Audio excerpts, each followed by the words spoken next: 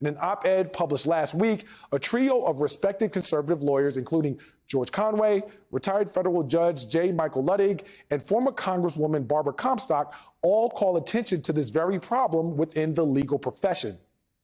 They write that many of their conservative colleagues appear to have been led astray, and they are alarmed by it, writing, quote, "The growing crowd of grifters, frauds, and con men willing to subvert the Constitution and long-established constitutional principles for the whims of political expediency, the actions of these conservative Republican lawyers are increasingly becoming the new normal." Now, I've been skeptical of recent efforts to use the 14th Amendment to disqualify Donald Trump from the ballot, because even if those efforts are successful, it doesn't solve the problem. See, you're only getting rid of Trump, not getting rid of Trumpism. And that's the root of the issue that we're dealing with right now. But the movement that this trio of lawyers are proposing is one step closer in the right direction. It's an active effort that places the responsibility of defeating Trumpism at the very feet of Republicans, the same party that's responsible for elevating Trump in the first place.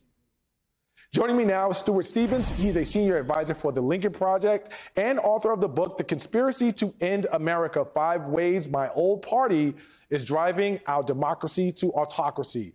Also with us is my friend Rina Shah, a Republican political strategist and the principal and founder of Relax Strategies. Good morning, and thank you both for being here. Stuart, you dedicated an entire chapter of your book to fringe legal theories and the people who help legitimize them. What do you think they are doing to undermine our democracy? Well, look, these are people who have decided that democracy is the enemy because they're not able to win elections in a changing America. You know, 85% of Trump's coalition was white in a country that's now, 60% white and becoming less so every time. And the party has failed to appeal to these non-white voters in any large numbers. So their answer is to curate the vote. And that's really what they're doing. And it's a classic move of how democracies, a classic step in how democracies slide into autocracy. And these are dangerous people. They're very smart, they're competent, they're well-financed, and they are absolutely convinced that they are going to win. Rina, Stuart just said that the Republican Party has failed to reach out to non-white voters. You are still someone who is forcing and moving the line forward within the GOP. Is there an interest in turning the corner with respect to that narrative? And if so, is that one of the ways that they begin to move beyond Donald Trump and where he has taken the Republican Party?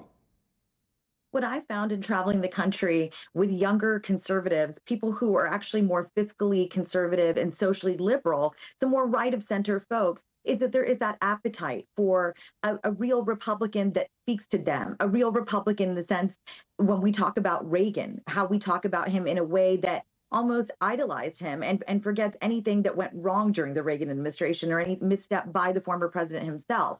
So again, these people are looking at fiscal conservatism and these candidates who speak in certain ways, like Nikki Haley, for example, because you look at the economy around you, you look at the upward mobility we were told we'd have, like our parents, we'd have a 2-story house with a 2-car garage and that white picket fence. That dream is not possible for a large number of millennials like me because the state of the world has changed, of course. But also when we look at who's been in the White House, and I don't want to take this back to President Obama, but I want to look at Capitol Hill during Obama's time. I could draw a direct line from the rot of Trumpism today to the Tea Party movement that I saw as a young staffer when I served 2 Republican members of the House. The Tea Party started as this very almost noble, organic cause. People who were frustrated with the economy largely. And then it went off the rails. And you know who's to blame, Charles? It's the elders in the Republican Party. It's the establishment types, consultants who wouldn't let candidates be themselves. And largely it's these same people who wouldn't make room on the bench for younger folks, such as Elise Stefanik. Therefore, she converted herself and prostrated the altar of Trump. So it's an all of the above approach by many people that needs to happen now in order to get to the root cause of the problem. But Rina, the one thing that I didn't hear, I mean, we can talk fiscal conservatism and we can talk Nikki Haley and the Tea Party all we want, But the one thing that I did not hear you say is that the Republican Party has to take some level of responsibility with respect to what they created in Donald Trump and how you deal with that at this point. I don't think that the GOP is going to be able to sort of simply walk over that and present a new candidate for a new party to the public without dealing with that issue. Well, how do you pivot? You have to make a hard pivot to get from there to here. And there was Donald Trump sort of hearkening and really talking about the things that were in the backs of our minds, right? And he spoke to these Americans who were so frustrated with members of Congress that just didn't serve them. They had this anger, and that visceral anger is still very much there. They feel like these members of Congress are fat cats serving themselves. And there's all this evidence that shows that is true. So you can't get out of that lane unless you do a hard pivot. So yes, there are a lot of people within today's GOP that still bear responsibility for the monster that became Trump. But I think at this point, the only way to save the party, and that's why I remain in it, I believe we need two healthy parties at least in the system in order for our democracy to thrive. And that's why I still remain right of center. Am I still anti-Trump? Absolutely. Am I still all about working to defeat him in every way possible? Yes. But it's an exhausting task when you have so few people committed to that cause. I think it remains to be seen whether the people who claim themselves to be hardline conservatives and adhere to conservative values can still remain under the same tent with MAGA Nation, but that we'll have to see how it works out. Stuart, the op-ed, it takes particular aim at the Federalist Society, saying, quote, the Federalist Society has conspicuously declined to speak out against the constitutional and other legal excesses of Mr. Trump and his administration. When White House lawyers are inventing cockamamie theories to stop the peaceful transition of power and copping pleas to avoid jail time, it's clear that we have in the legal profession come to a crisis point, end quote. How big of an influence have they been in helping push Trumpism, the Federalist Society? Well, the Federalist Society is a massive influence here. And what's fascinating about the op-ed is all three are former supporters. I don't know exactly where they are with the Federalist Society now, but they have all been supporters of it in the past. Look, the Federalist Society began in this nice little weekend retreat in the mid-'80s at Yale that was like the future of the conservative judiciary. And out of that benign title has grown this process that has completely changed the American judiciary. And those same people led by Leonard Leo now have $1.6 billion that was given a couple of years ago, and the largest political contribution in American history, that is mostly being dedicated to change how we vote. And when you look at how this started, a little weekend retreat in Yale, and where it ends up now, it's hard to say the Federalist Society didn't win. And I think that's where we're headed now. And this has got to be taken seriously. And it's every level of the voting system that they are challenging, from the very top to local precinct levels.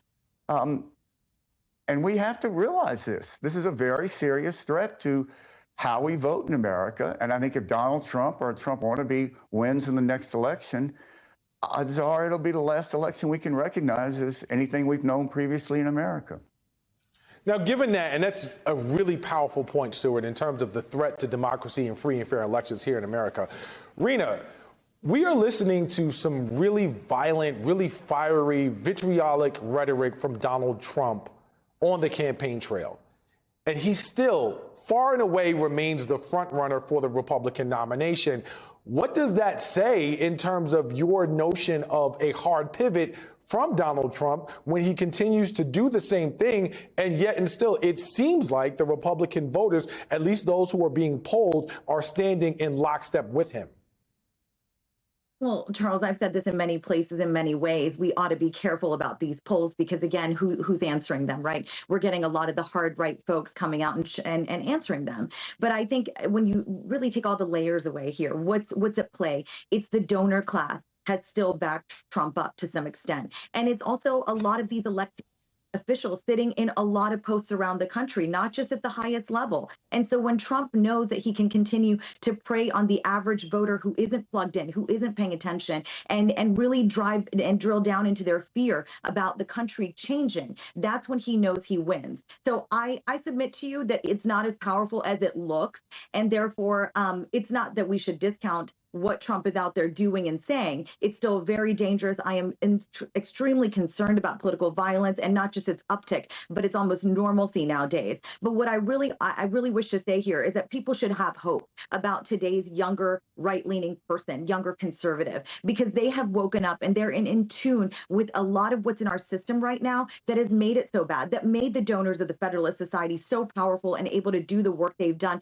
from the top down to the grassroots. And therefore, these younger conservatives want to see an overturn of Citizens United. They want to see an end to gerrymandering, and they want to see independent redistricting commissions. They also want to see ranked choice voting so that their interest and their choice is represented. We need more systemic reform that younger right-leaning folks can get behind. But today's Republican Party writ large at the top level, again, the donor class and the class continues to make it seem like that's not what we want, and that's what's hurting the country the most, when the select few donors can rig the system and make it what it is.